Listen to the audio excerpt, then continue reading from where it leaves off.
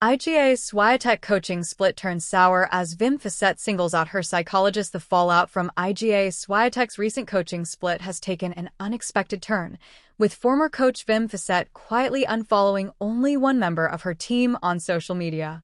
While he remains part of the rest of Świątek's inner circle, his decision to cut ties digitally with sports psychologist Daria Abramovich has raised eyebrows. Breaking down Iga Świątek's decision to part ways with Wim Fissette. Świątek confirmed on March 23 that she and Fissette had parted ways following a disappointing campaign at the Miami Open, where she suffered a second-round loss to compatriot Magda Linette.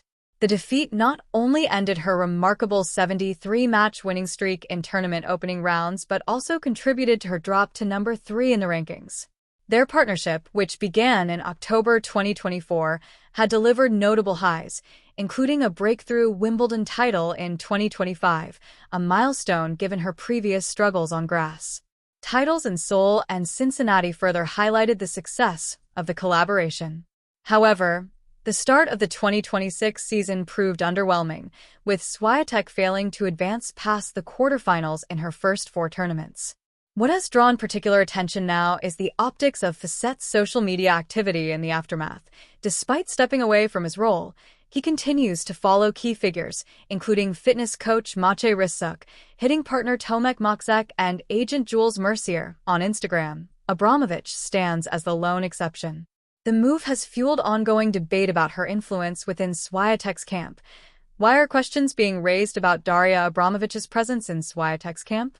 She has been part of Świątek's setup since 2019 and is widely credited with helping shape the mental resilience that has driven her rise.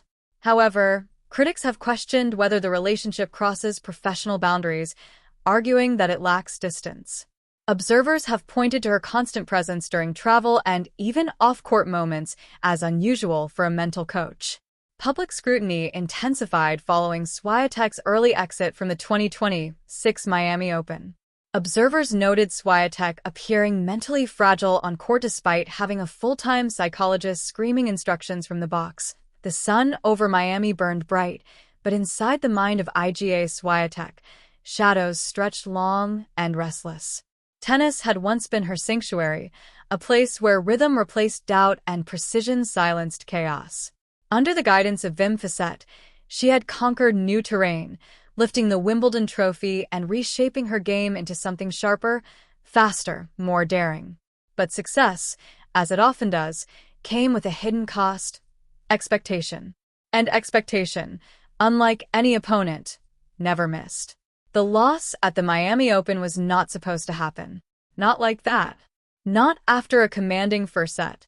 Not against a player ranked far below her.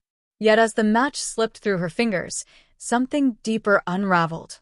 Something beyond footwork or forehands. It was the quiet fracture of certainty. In the days that followed, the decision came swiftly, but not simply. She and Fissette would part ways. Officially, it was about results, about direction, about the need for change after a difficult stretch of the 2026 season. But beneath the polished statements and polite gratitude lay a more complicated truth. Fissette had always been more than a strategist. He was an architect of adaptation, a coach who believed Świątek could evolve beyond clay court dominance into an all-surface force. And he had been right, at least for a while.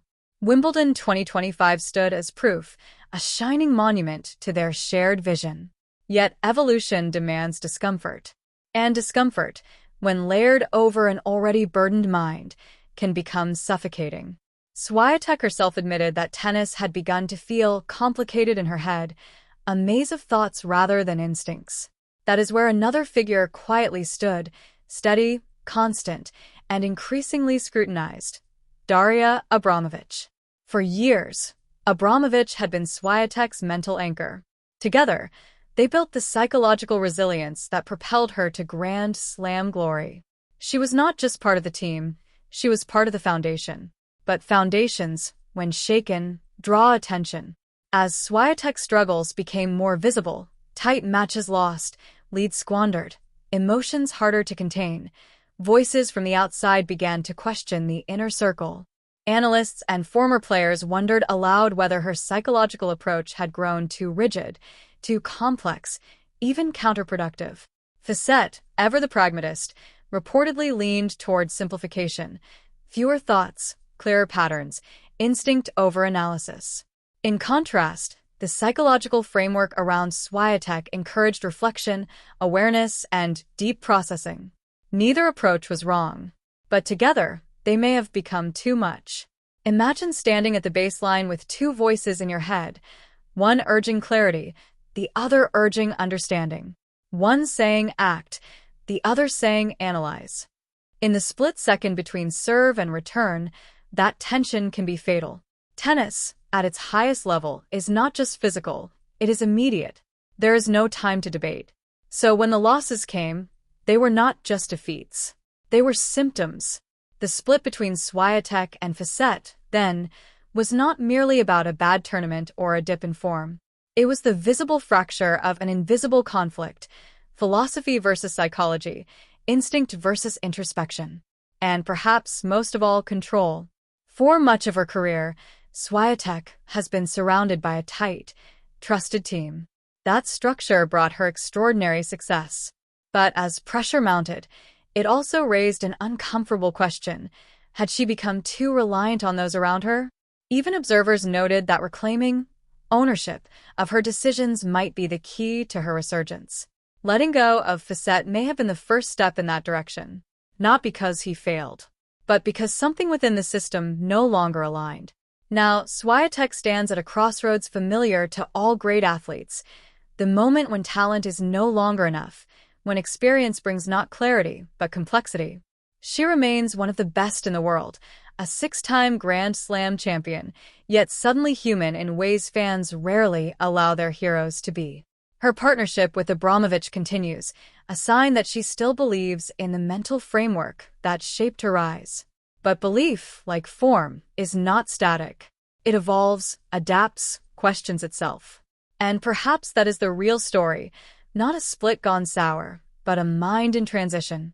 Because in tennis, as in life, the hardest battles are not played on the court.